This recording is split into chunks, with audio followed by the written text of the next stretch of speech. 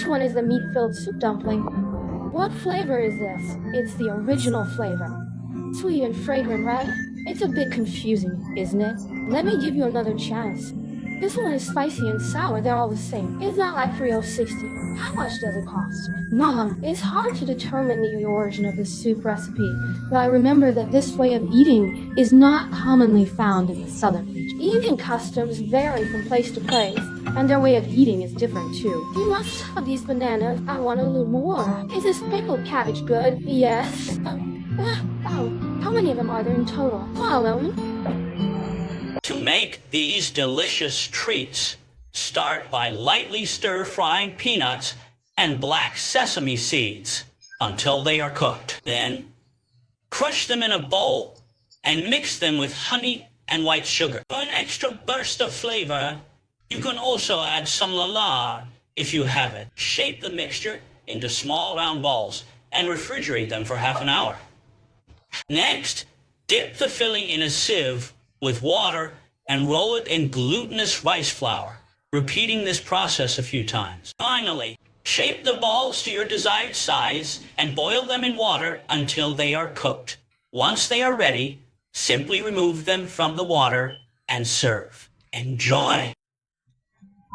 Have you ever tried Xiaojian, a traditional delicacy from Jinhua, China? It is a savory glutinous rice ball that resembles a small tail. The thin skin and generous filling make it incredibly delicious. To make Xiaojian, you will need 400 grams of glutinous rice flour and approximately 280 grams of hot water at around 80 degrees Celsius. Mix them together to form a dough with a moderate texture. Using hot water prevents the rice balls from cracking while cooking. Today, I will show you how to prepare the filling with radish, tofu, and meat. Take about 20 grams of the glutinous rice dough, roll it into a round shape, and then use your right thumb to create a small tail at the end. Fill the dough with the prepared filling, carefully close it using your fingers, and pinch the top to create a pointed shape, resembling a glutinous rice ball with a small tail. Once all the xiaojian are prepared, it's time to cook them. Boil water in a pot and gently add the rice balls. Once they float to the surface and expand in size, they are cooked. You can serve them with your favorite sauce and they are absolutely delicious. You can easily finish a big bowl of them every time you make them.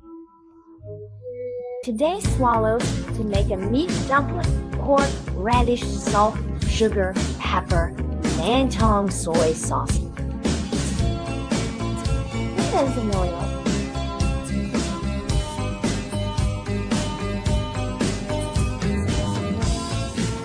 Whose angle is blue? Rest assured I don't box for sanctions for marry you.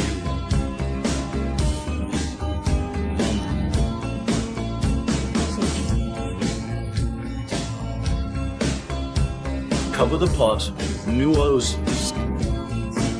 Okay, both sides of the game, and in Linux home.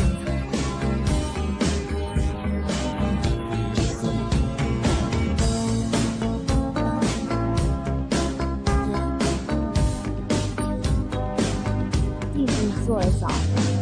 When the one on this side, and into each other's face. Thank you. As the body as DW, our job states at one, you know us soon. Cannot. UK.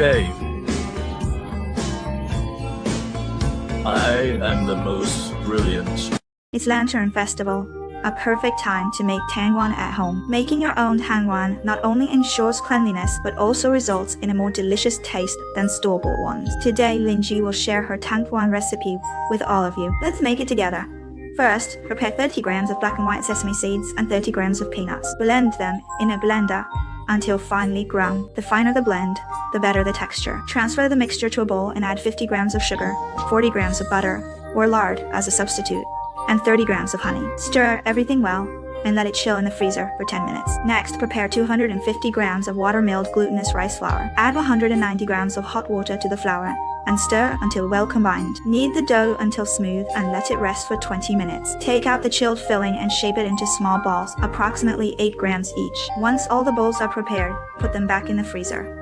After the dough has rested, roll it into a long strip and cut it into 15-gram pieces. Shape each piece into a round ball and put them in a plastic bag to prevent them from drying out. Take one dough ball, press it to create a small indentation, place the filling inside, and seal it with your fingers. Shape it into a smooth round ball and roll it in glutinous rice flour. Give it a final shaping in your palm.